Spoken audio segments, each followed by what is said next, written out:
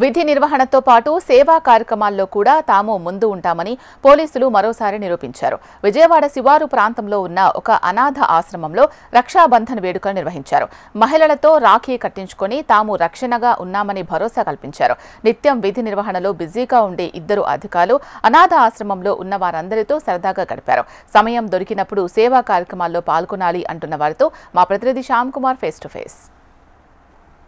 ఈ రోజు రాఖీ పౌర్ణమి అనగానే మనకి అన్నా చెల్లెల మధ్య అనుబంధం అనేది గుర్తుకొస్తుంది. అంటే ఇక్కడ ప్రస్తుతం మనం విజయవాడలో ఉన్నాం. విజయవాడ పోలీస్ కమిషనర్ రాజశేఖర్ బాబు నేతృత్వంలో చూసుకుంటే ఇటీవల ఒకవైపు డ్యూటీతో పాటు మరోవైపు సేవా కార్యక్రమాల వైపు కూడా ఎన్టీఆర్ జిల్లా పోలీస్ కూడా అనేక సేవా కార్యక్రమాలు కూడా ముందుంటున్నారు. ఈ రోజు చూసుకుంటే రక్షాబంధన్ అనగానే సాధారణంగా సోదరిని ఇంటికి వెళ్తారు. అయితే ప్రస్తుతం విజయవాడ చూసుకున్నట్లయితే ఏదైతే అనాథాశ్రమం ఉందో వాళ్ళ దగ్గరికే ఒక ఇద్దరు ఇన్స్పెక్టర్లు వాళ్ళ దగ్గరికి వచ్చి వాళ్ళ మంచి చెడు కనుక్కొని వాళ్ళతో రాఖీ కట్టించుకున్నారు. ప్రస్తుతం మనం వాళ్ళతో ఉన్నాం. చెప్పండి, ఈరోజు మీరు ఇక్కడికి వచ్చి రాఖీ కట్టించుకునే ఉద్దేశం?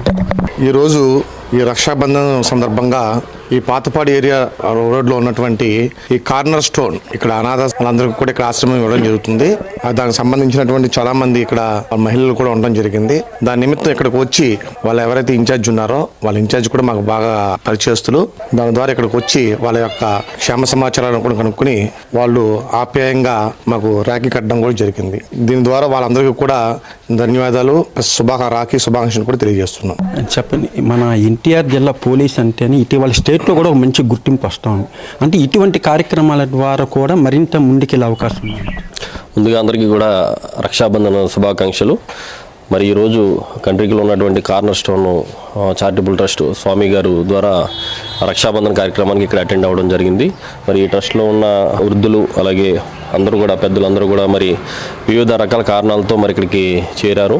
మరి వాళ్ళకి ఏ విధమైన ఆదరణ లేని కారణంగా ఇక్కడ మరి వారికి ఇంటి దగ్గర కూడా దొరకనంత ఆదరణ ఇక్కడ దొరుకుతూ ఉంది. మేము చూస్తూ ఉంటే మరి వాళ్ళ చేతుల మీదుగా మేము రాఖీ కట్టించుకోవడం అనేది నిజమైన రాఖీ పండుగ ఈరోజు మాకు చాలా ఆనందాన్ని ఇచ్చింది. నిజంగా మరి ఇలాంటి అవకాశం ఎవరికో కానీ దొరకదు. మరి ఈ అవకాశం ఇచ్చిన స్వామి గారికి అభినందనలు తెలుపుతూ మరి ఇక్కడున్న పెద్దలు ఎవరైతే ఉన్నారో వాళ్ళు కూడా వాళ్ళని చూస్తూ ఉంటే వాళ్ళతో మాట్లాడుతూ ఉంటే వాళ్ళు చాలా ఆనందంగా ఉన్నారు, హ్యాపీగా ఉన్నారు.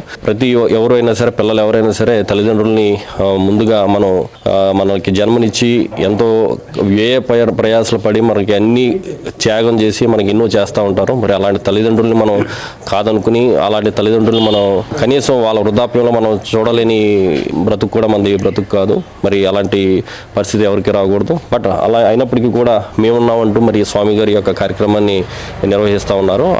ఈ కార్యక్రమం భవిష్యత్తులో ఇంకా మరింత ముందుకు సాగాలని, అలాగే ఇంకా ఎవరన్నా చేయగలిగింది ఎవరుంటే కనుక దీనికి చేస్తూ చక్కని సహాయ సహకారాలు అందించి మనమంతా ఇలాంటి వారికి సహాయం అందించాలని తెలియజేస్తున్నాను.